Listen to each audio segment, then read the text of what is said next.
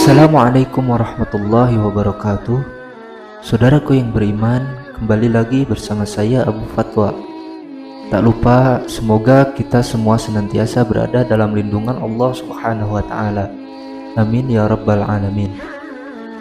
Merujuk pada hadis yang diriwayatkan oleh Tamim Ad-Dari di dalam Sahih Muslim, seperti yang telah saya jelaskan di video sebelumnya, maka Dajjal sudah ada dan terbelenggu. Namun Allah Subhanahu wa Ta'ala belum mengizinkannya untuk keluar. Lantas, dari manakah kelak Dajjal akan muncul? Dan seperti apakah kekuatan yang dimiliki Dajjal? Tonton terus videonya dan jangan lupa like, share, and subscribe. Tekan tombol lonceng agar kamu tidak ketinggalan video dari kami. Terima kasih.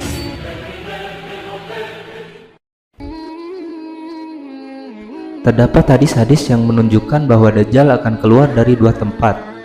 Pertama adalah Khurasan, kedua adalah Asbahan.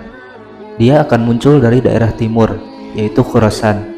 Adapun Khurasan dan Asbahan terdapat di daerah Iran.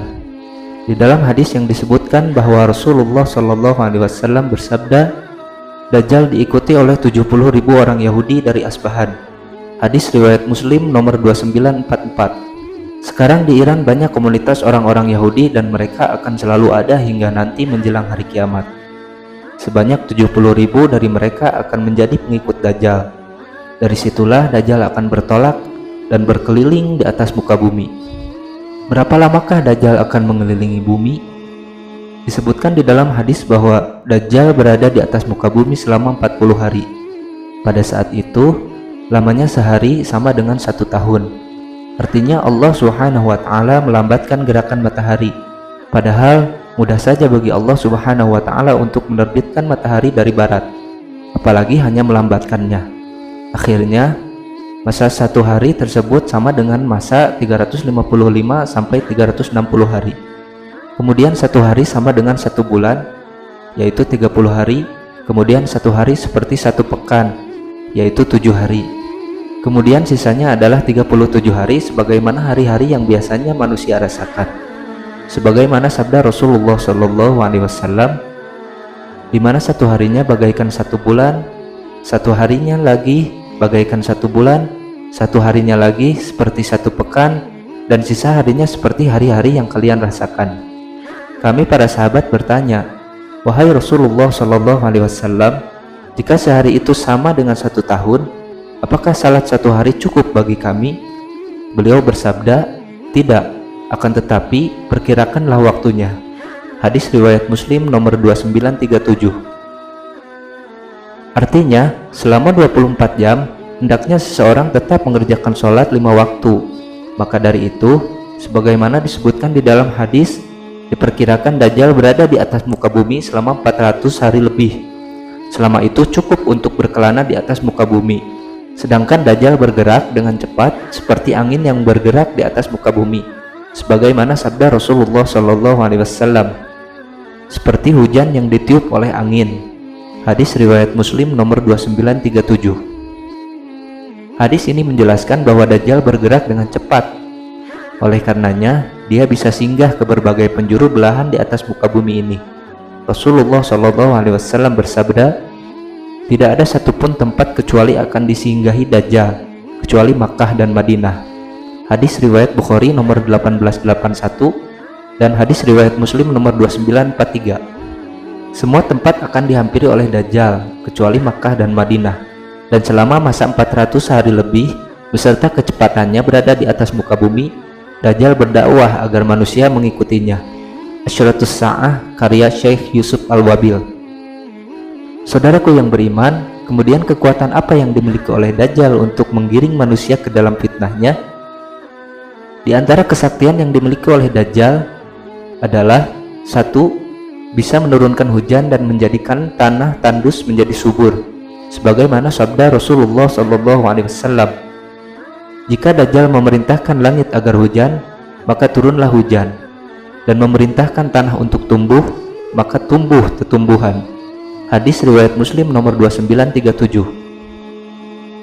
Yang kedua adalah tempat orang-orang yang beriman kepada Dajjal menjadi berkah.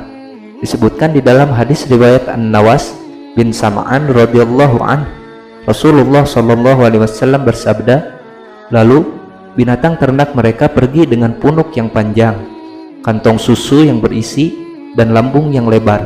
Kemudian dia datang kepada suatu kaum, lalu menyeru kepada mereka, dan mereka menolak seruannya. Lalu dia meninggalkan mereka.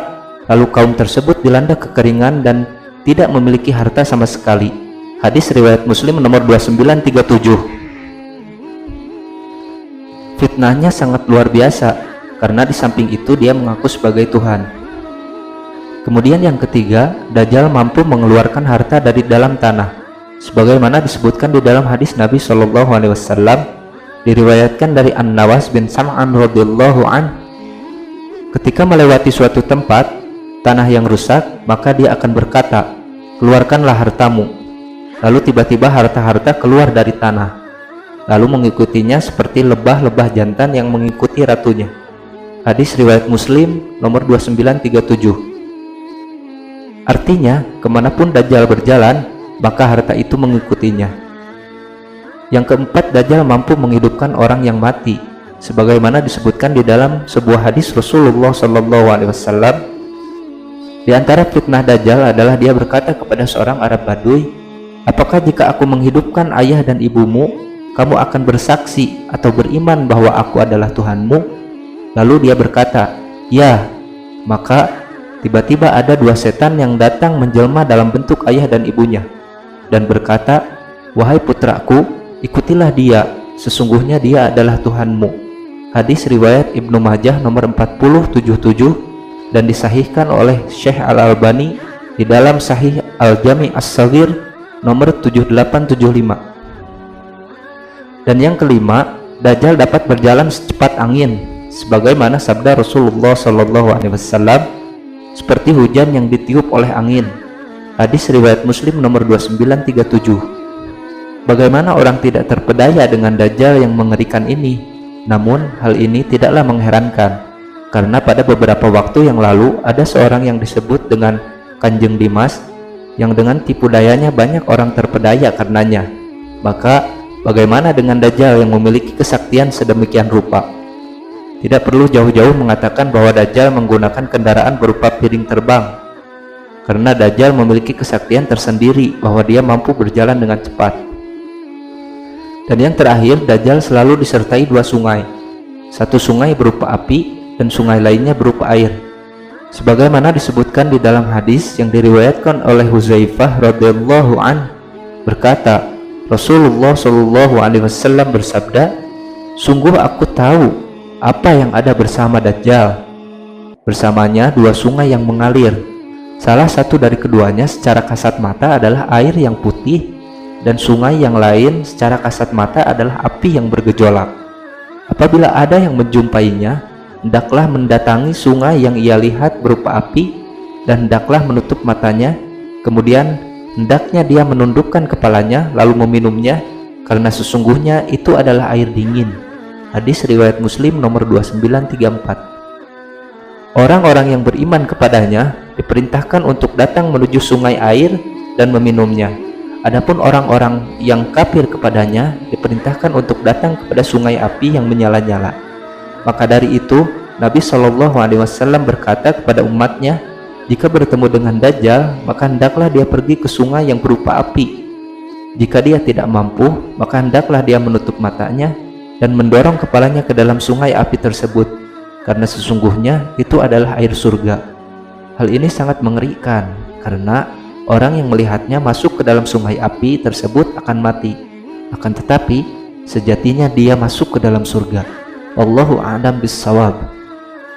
Saudaraku yang beriman, sekian video dari kami kali ini.